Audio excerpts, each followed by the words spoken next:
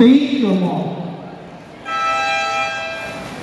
This is event number 23, hit number 12. Swimmer lane 1, Laroco Ian Kiefer Teo of Treasure Sharks. Lane 2, Rosana Ramos Rowan of Swimming Angels.